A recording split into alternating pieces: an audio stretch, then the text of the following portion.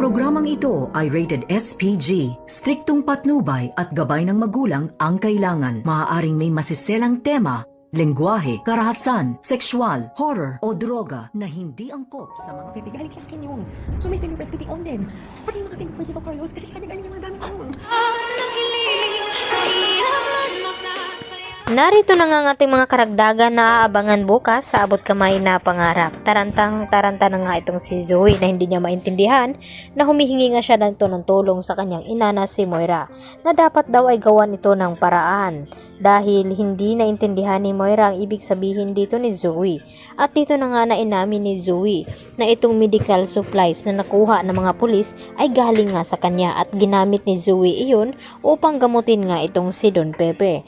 At pati nga din itong fingerprint daw ni Doc Carlos ay naroon din dahil galing din kay Doc Carlos ang mga gamot na iyon na ginamit ni Zoe. At dito naman nagalit itong si Moira na kung bakit ngayon lang daw sinabi ni Zoe na ngayon na nasa presento na nga sila. At dito naman naisipan ni Moira na tawagan itong kanyang kakilala ang isang pulis maliban nga kay Balahadja ay dahil may kasabwat pa itong si Moira na noon na patuloy pa rin na humihingi ng pera sa kanya. At ito ang tanging makakatulong sa kanya dahil pulis din ito at may malaking katungkulan. At ipapawalang bisa itong fingerprint dito ni Zoe nang sa ganon ay malulusutan niya ito.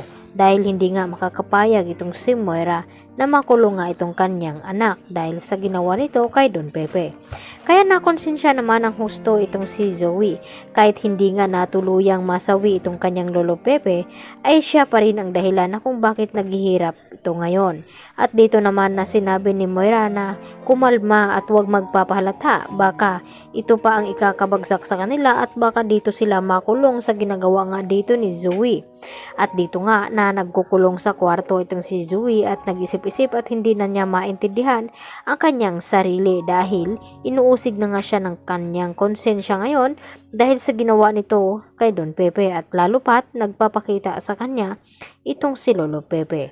Samantala nagtanong-tanong naman itong si Giselle dito kina Annalyn at Doc Lindon na kung paano daw nangyari nag-cardiac arrest itong kanyang ama na si Don Pepe. At dito naman na ipinaliwanag ni Doc Lindon Javier na wala daw sila doon sa kwarto ni Don Pepe nang mangyari itong cardiac arrest. At ang naabutan na lamang nila ay walang iba kundi ito nga si Doc Carlos Benitez. Kaya nagdududa na naman itong si Giselle na kung bakit naroon itong si Carlos at kung papaano na cardiac arrest nga itong kanyang ama na ngayon nga ipinagtataka din ni Annalyn dahil nung huli ay nakausap at nakiramdam nga itong si Don Pepe at pinisil pa nga itong kamay ni Annalyn kaya biglaan nga ang mga pangyayari. At higit sa lahat sinisisi naman ni Zoe itong si Annalyn ngayon na kung bakit nakumatos nga itong si Don Pepe dahil sa ibinigay nga daw na mga suggestion dito ni Annalyn kaya hindi napigilan ni Annalyn ang kanyang sarili na sisihin ang kanyang sarili. At dito naman na sinabi ni Lynette kay Annalyn na hindi daw niya iyon kasalanan at huwag sisihin ang kanyang sarili dahil hindi naman natuluyan itong si Don Pepe at nakumatos naman ito.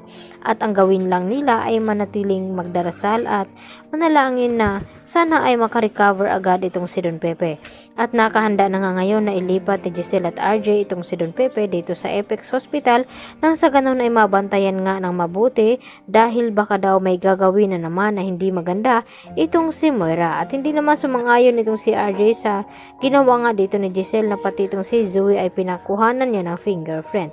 At dito naman na pinaliwanag ni Giselle na kung bakit nagpapauto pa siya dito kay Zoe na minsan na nga siya nitong tinatraidor. Kaya yan po ang ating pakatutukan bukas dito lamang yan sa Abot Kamay na Pangarap. Yan lang po at maraming salamat.